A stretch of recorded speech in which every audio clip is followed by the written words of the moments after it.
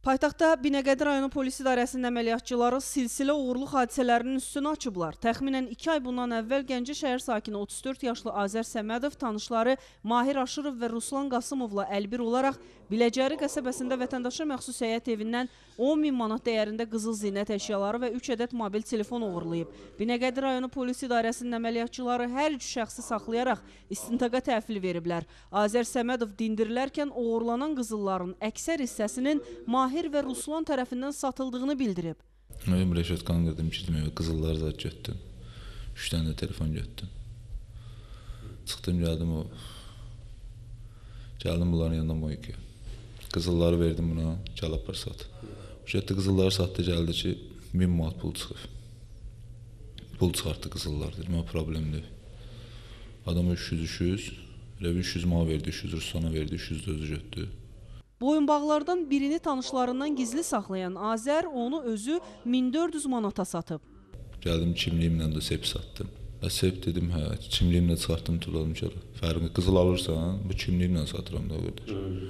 Qaçça uğruq dedim, yox, sənə danışsan, mənə oraya oxşuyuram. Allahdım yetimi də. Törətdiyi əməldən peşman olduğunu deyən Azəri məyus eləyən daha bir məqam var, o da uğurladığı telefonlarla bağlıdır. Birini götürdüm, özüm tulladım. İkisini də bu götürəcəm, mobil mən əridəcəm. Dedim, Allah ki, mən olsun, ərid. Bu əriddə apardı, verdi dədəsinə. Cəlay pasa telefon almışım işlədi.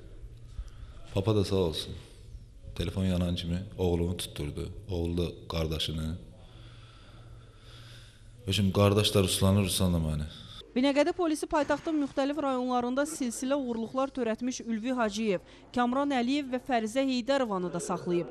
Ülvi Hacıyev istintaqa uğurluqların hamısını özünün planlaşdırdığını etiraf eləyib. Bundan əvvəl də eyni əmələ görə Sabunçu rayonunda saxlanılan və məhkəmənin qərarı ilə barəsində ev dustağı cəzası verilən Ülvi, Kamran və Fərizəni ətrafına toplayaraq cinayət əməllərini davam etdirib.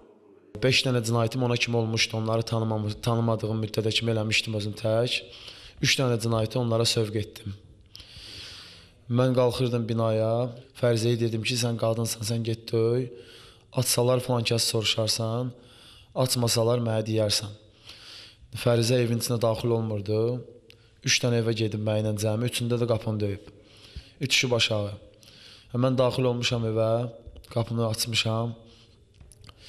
Açmışam evdən biraz qızıl çıxıb, bir dənə sırğa, bir dənə üzük, yüngül miqdarda.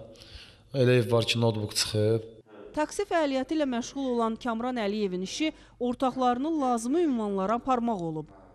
Mən savcılar demişdi ki, yəni gündəlik maaşı nə qədər, belə qazancı nə qədər olur? Dedim 20 manat, 15 manat belə, taksiyəm də olur belə. Deyir ki, sən daha çox, qazancından daha çox pul verəcəm sənə, yəni mənə maşın lazım olur, hara deyirəm, orada sürərsən, yəni taksi işləməyə ehtiyac olmayacaq belə. Deyirdilər ki, saxla, açıq blokarda var orada. Mən saxlayırdım, qızdan ikisi maşından düşən kimi qol-qolu girib girirdilər binaya. Saxlanılan şəxslər uğurluq yolu ilə əldə etdikləri qənimətlərin əksəriyyətini satsalar da bir qismi götürülərək sahiblərinə qaytarılıb. Faktlarla bağlı Binəqədi rayonu polis idarəsində cinayət işi başlanılıb, araşdırmalar davam etdirilir.